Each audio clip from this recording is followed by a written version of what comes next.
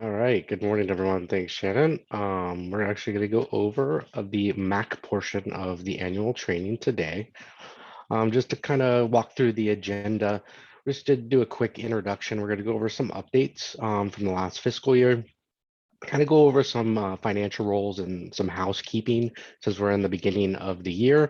In regards to that, we're gonna have a little bit of a breakout session where we're just gonna kind of discuss some Mac related topics. So it should be productive and interesting right and early in the morning, and then kind of go over some important dates, upcoming dates, and then resources that are available for you through both the PCG claiming system and the department as well.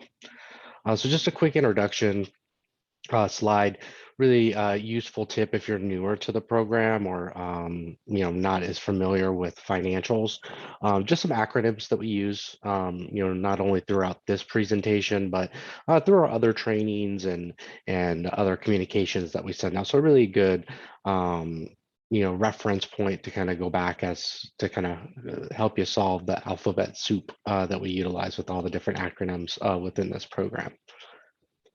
So just wanted to go over some updates from the last fiscal year and actually start with some really good news from a reimbursement standpoint as far as how much all of you districts in the state have received from the 4 quarterly MAC claims.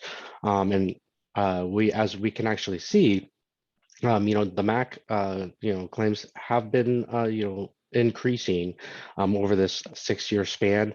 You can see with FY 2021, sorry, we're actually almost to where we were in FY 1920, and we actually have another quarter going. So definitely good news on that front, because we definitely, if you look from a trending perspective, the April-June quarter, which just was certified within the last week and a half or so by everyone, will be coming along in approximately mid-October. So we have another reimbursement coming, for to kind of close out the last MAC claim from last year, and we definitely should increase that high that we had in FY 1920.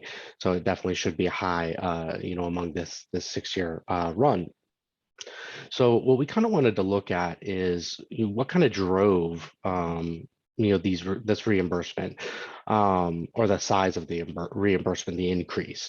As you can see, we pretty much stayed steady for 3 consecutive years, had a bit of a jump in 18-19, and then obviously we know with COVID-19 and the shutdown that really kind of had an impact to where we kind of jumped to $6.2 million.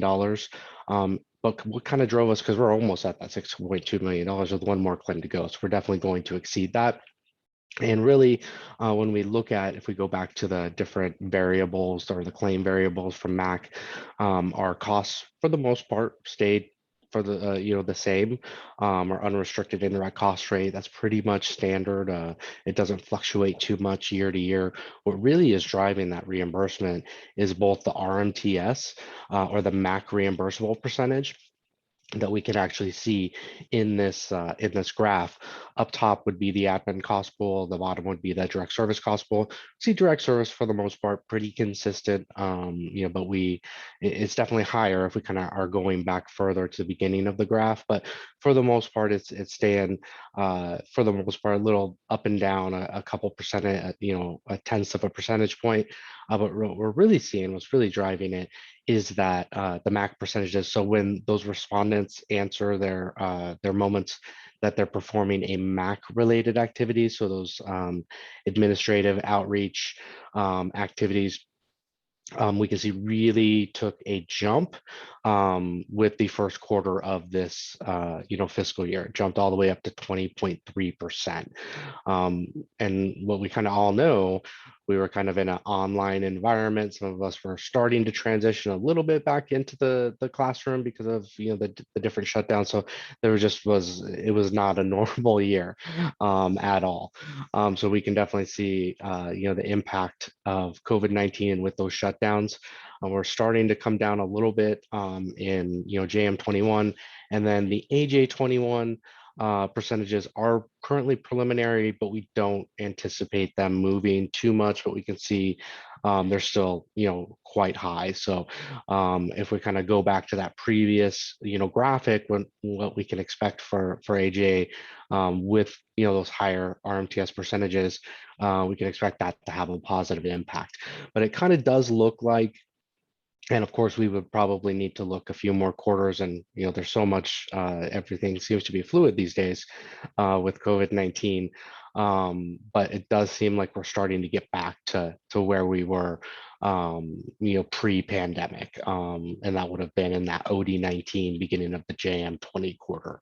But this is definitely a positive news. It's still much higher than where we have been. So that's really going to have or should have a positive impact on reimbursement. The second thing that's really driving it, we're actually going to look at it on this next slide, is that Medicaid enrollment rate. And we can see this is of course, the percentage of students at your district that are, enrolled in Medicaid as of October 1st of each school year. You can see, going back to the last 4 years, we had a high, or not a high, I apologize, but it was a little over 41%. Took a little bit of a dip in the following two fiscal years, and then jumped up, of course, in this last fiscal year to the high. And this is something that we saw, nationwide, because of the economic impact of COVID-19 with the different shutdowns, job losses, etc. It's just a lot more people are eligible for benefits. So overall, that's not a good thing. But from a reimbursement standpoint, or the it's having a positive impact. So that's definitely a good driver. So we can see those higher RMTS percentages with this higher, average Medicaid enrollment rate, or the MER. Really should have we should have a pretty healthy reimbursement for AJ 21. That's really going to boost us up, to close out fiscal year 21. So we wanted to kind of go over in this next couple slides, just some of the roles within the PCG claiming system. We're kind of at the start of the school year, so it's always a good practice just to, make sure that everyone does have access that should have access. Do we need to remove anyone, or do we need to add any new individuals to have access within the PCG claiming system? So if you do notice, you can log into the PCG claiming system from the home dashboard. You'll see a users tab, and you can actually just click on it, and it will let you know everyone at your district who has access and what level of access they have. Always a good thing just to kind of check, especially as we're in the start of a school year, just to make sure if someone has moved on, that we do remove them. And of course, if we need to add someone, that we can, kind of see that they do indeed need access. To add anyone, you would just send that via the form of email. You would send it to the cormts@pcgus.com. Don't worry, that will be listed later in the training. If you're not familiar with that email address, under different resources, but you'll just send obviously the name of the individual, their email address, which would be their username, their phone number, their district phone number, and their job title with the district. The reason why the job title is important is because it's going to help identify what level of access they should have, because we do have 3 levels of access from a financial standpoint. Moving over left to right, we have the admin or administrator access. This would be an individual can certify reports, edit financials, enter in data, and of course, view all financials. The most common would be the editor level of access. They would be able to do everything that I had, stated with the admin access, except for certify reports. So this is going to be the most common. And then of course there would be the view only access, which is the least common, but it is helpful if you do have someone who, needs to be able to see, financials, but not necessarily certify or edit them. So they kind of want to be able to see or pull reports, but just not make changes. Just a thing, you can see the asterisks listed over by the admin. A really good idea if you're kind of deciding, what level of access someone should have. Because someone with an admin level of access will be certifying reports, they will be signing CPE forms.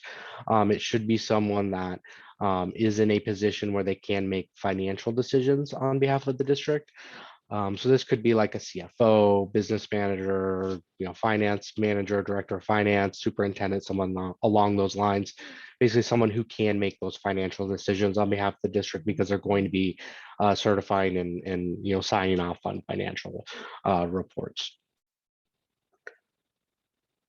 So definitely best practice kind of takeaway again, beginning of the year, always a good time to do it, is to log into the PCG claiming system and verify who has access. Make sure that we have people, they have the right level of access. Also, we do have different hybrid levels of access. I know there are probably some people in the meeting today that just only have RMTS access, but we can do a shared access where you can have different permissions on the RMTS side and the financial side as well. But that's where you would be able to see that within the claiming system. So make sure you see, what level of access everyone has, so they have the right level of access, and then, who needs it, who needs access to the system, and then, perhaps who needs to be removed because they've moved on from the district, perhaps retired or moved, whatever the case may be. And then you can, of course, request those updates. Like I had mentioned earlier, you'll want to do that via the form of email to the CORMTS, with that name, phone number, job title, and the level of access that they need. And then we'll go ahead and get them all set up with a recorded training to view and get them going on access. So we'll kind of go ahead and we're going to move over into a breakout session. If you haven't been to any of the trainings this week, we've been doing these throughout the different program area specific trainings, where we're just doing a quick breakout session. We're just going to have, open discussion related to MAC topics. So hopefully this will be productive. And Tracy's actually going to go ahead and separate us into groups. Okay, you should get a pop-up inviting you to the room. Please go ahead and click on that, and I'll see you all back here in about 10 minutes.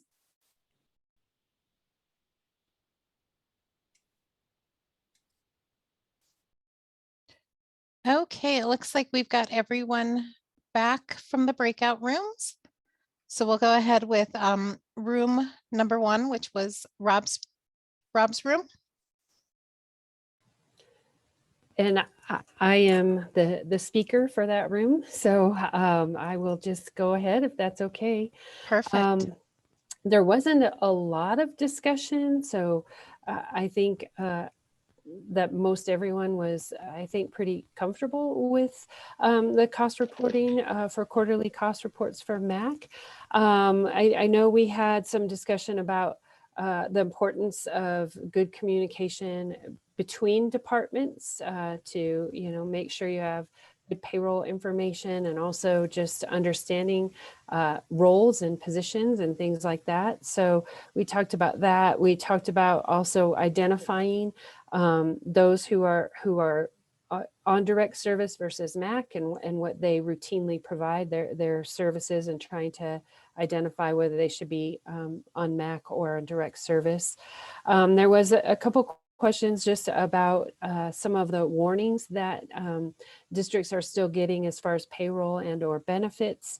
And Rob was able to kind of clarify for us that the thresholds are set specific to districts based off of last year's data. I think he did point out too that if there are specific changes or like a blanket pay raise for everyone, which I know our district had a retroactive pay raise this past year, along with the stipend that was paid to everybody. But Rob did say we could let PCG know about those types of changes with staff pay to kind of, I think, offset some of the warnings or just give them a heads up. So hopefully I covered it all. I tried to take good notes, but if there's anybody in the group who wants to add, just feel free.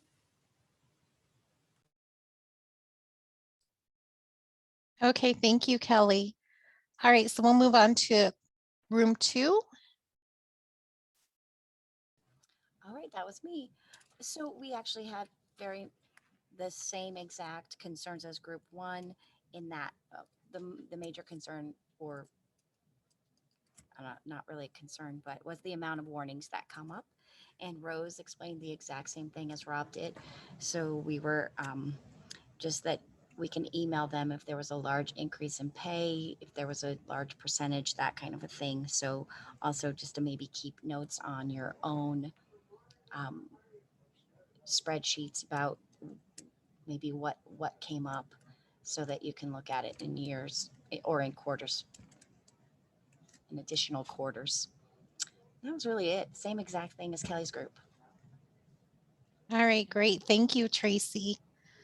With that, we'll turn it back over to Rob. All right, that was quick. Thought we'd have another group. So, so we're actually going to go into our second of our breakout sessions. So same sort of thing. We're just going to kind of discuss any sort of district plans in regards to ESSER funds, in regards to hiring, if you guys know anything in regards to that. So we'll see everyone in our groups here in just a moment.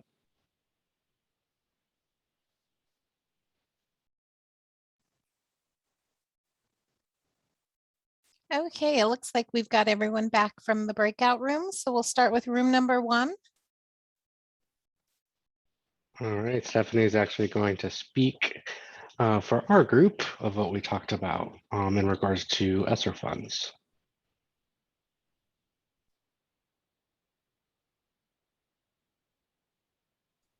Oh, Stephanie, you're on mute. Thank you. All right, so it looks like in our group, it appears that the ESSER funds are going to be used more towards health aides and using the funds for PPE. And someone said to establish a mobile rapid testing team. So potentially, I think more towards the nursing side and the health aid side for that. And as far as affecting the MAC reimbursement,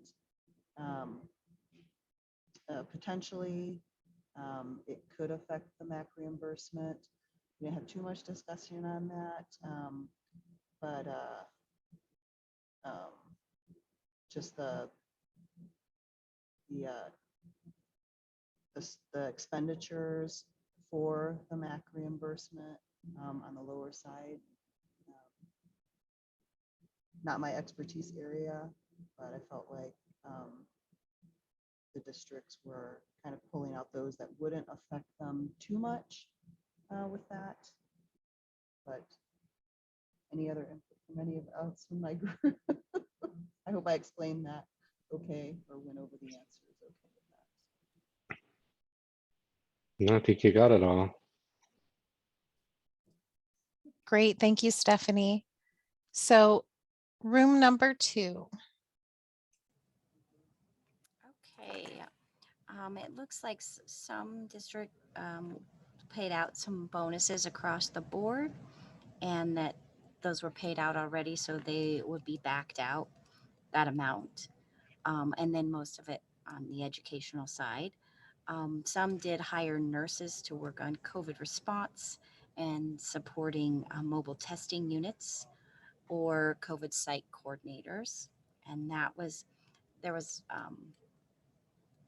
about it. And everybody was understanding that if they're paid out of ESSER, they needed to be backed out.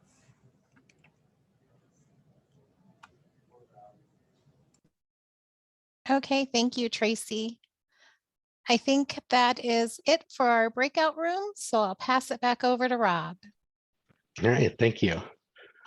All right, so we're gonna go over, kind of finish out here, going over some important upcoming dates and some resources that are available to you. And then we're gonna do a little bit of a poll to kind of see where everyone's at in regards to MAC. But kind of upcoming in the next month or two, September, October. You should be receiving more likely in mid-October your AJ21 MAC reimbursements. That's going to close out the last fiscal year, and then obviously we're already in the next school year 21-22. We're going to open up costs for reporting on October 1st for the July-September quarter. And then we will have our live MAC refresher training, which will be recorded and utilized throughout the rest of the year. Just kind of some resources that are available for you, both from the department, website and the PCG claiming system. And definitely, especially if you're newer to the program, a lot of good resources that are available to kind of let you know more about the program, trainings, etc. So we do have a little bit of a poll kind of coming on. There's 2 questions. The first one in regards to job titles, and then kind of a question if individuals, kind of utilize costs to build their staff pool list. So let's go ahead and answer those questions, and we'll be able to see as the questions start to come through or the responses start to come through, we can kind of share that with the group. So the first one, which are the following: district financial job titles is not appropriate for user type for financial admin or administrator level access. Business manager, Medicaid director, superintendent, chief financial officer. Looks like we just have one response so far. We also have one response to the second question in regards to, do you use quarterly cost reports to identify participants that should potentially be removed from a staff pool list because they have 0 cost for the entire reporting period? Looks like we are getting a few more responses, so that's good.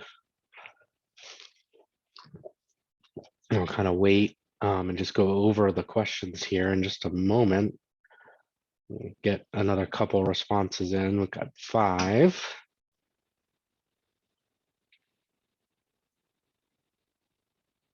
All right, so it looks like in regards to the first question, so we got about 8 responses. They are coming in. That's good. As far as which job title would not be appropriate for financial admin, actually one person got that one correct. 13%, 1 out of 8. Actually 2.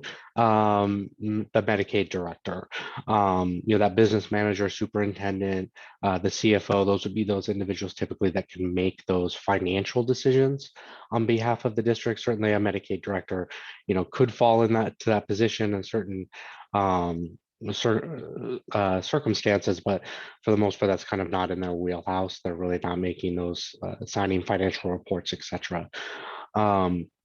And then the second question in regards to, do you utilize quarterly reports when building your staff pool list?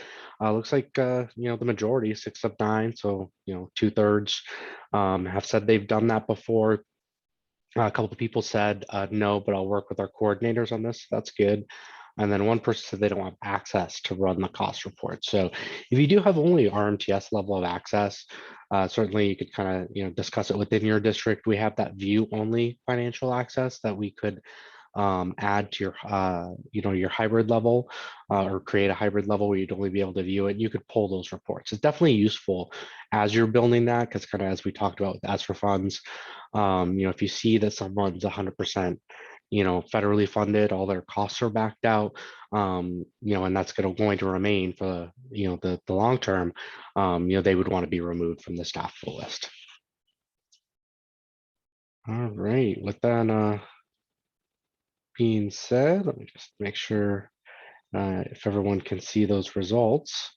And then just to kind of close out, if you have any questions, comments, concerns, there is contact information both for the department and PCG as well. So with that, definitely thank you everyone for attending today. Any comments that you want to close us out with, Shannon? Just gonna say we'll be around if anyone has questions. Feel free to ask, whether it's pertinent to this presentation or anything else.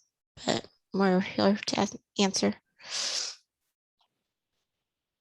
But otherwise, have a good day, and we'll see you in the next session if you're joining. Thank you, everyone.